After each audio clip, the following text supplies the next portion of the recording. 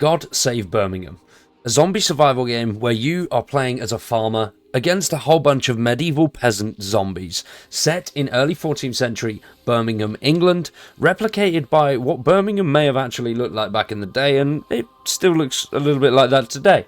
But Doom has come to Birmingham, and you are the last soul alive.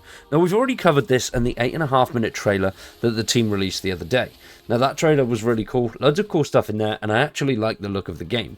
But there has been a lot of controversy about it being a fake game, like a Day Before Mark II.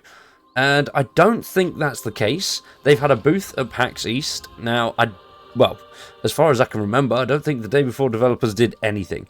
And yes, the studio is relatively unknown, but I got loads and loads of comments when I did a video on this game last week, I think it was, and so many people were saying it's fake, it's another Day Before, it's not a real game. Whereas I think it is a real game. I don't see any reason as to be why it might not be. I've seen a lot of people slating it originally, but now they've had PAX East at the start of this month, just a few weeks ago, and they had a booth there where they showcased some more gameplay. Now, as far as I remember, the devs of the Day Before were relatively distant and didn't really speak to anyone or do anything. These guys don't have a development or a scammy history. They developed by Ocean Drive Studio. They do have a whole bunch of games out there, such as Section 13, Evil of the Witch. So they've got a decent development history, and then obviously God Save Birmingham is coming soon.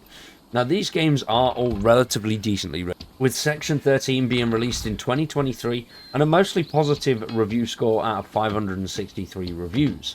So 2 years old, decent amount of reviews on there for what it is. And then their most recent game, Lost Eidolons, I think that is, Veil of the Witch, with 450 mostly positive reviews.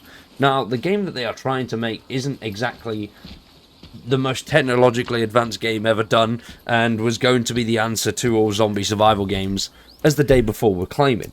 Now, that team claimed it was going to be the game of all games that everybody would love, and the trailer was blatantly ripped off from a lot of other things. There's no evidence so far of this trailer being ripped off from anything else. It all looks very original, and one of the other comments was about the slow style of gameplay, and I do think that's just something different. I think they're trying a different take with it. Rather than being sort of run and gun when you can get to that level, you will always be the medieval peasant, and it is just about making your last few weeks alive as good as it can be. I don't think there's going to be some vast sort of end game where you survive, and like you're aiming for in other zombie survival games, you're trying to build a community and get things back to what they once were. Whereas the overall premise of this seems to be more along the lines of, this is it. End of days, everybody's dead, you're next, good luck, have fun for what few weeks you've got left. So it is a doable game, it's not impossible. The physics and all that kind of use that they've got in some of the trailers, where you're moving things around, such as stools, you're moving chairs around to block doorways or climb up into sort of loft spaces, all of that kind of stuff is doable. It's been done in games before, I'm sure. There's rudimentary versions of a lot of it, and it could just be very blocky anyway. It might not count properly, so you wouldn't be able to like climb on stairs. You could see that a lot in the videos, but they could be very scripted, and when you're actually in and playing the full game, that could go horribly wrong and be full of bugs and go tits up. For example, like the gameplay footage that they showed at the PAX demo, which people got to play, it did look a little bit buggy, like, you know, hammering things in the middle of midair, random bits. Like when you're picking things up, you're just clipping, or there's nothing there, you're just grabbing into the air. When you're stabbing one of the zombies, it doesn't look that polished, but it is an early access game, so things like that will improve. Just because there are things that are wrong with it doesn't mean that it's going to be a fake game. It looks relatively good. The development history of the other titles that we talked about at the start of the video, they've been up, they've had updates, they've been active in their community, things have been responded to, things have been updated, and that shows in some of the reviews as well. So that's quite good that they continue support. So even if it does launch in the state that it's in the demo, with a few of the buggy little things, they don't look like they affect overall gameplay, but they just lower the quality of the game a little bit. You know, grabbing things in midair, sounds being off, and hitting some of the animations not being quite right. Those things, if they can do those right as well, that'll make it a lot better, considering the premise of a lot of the game is going to be moving those things around and just having sort of everyday life in a zombie apocalypse until you're pretty much dead.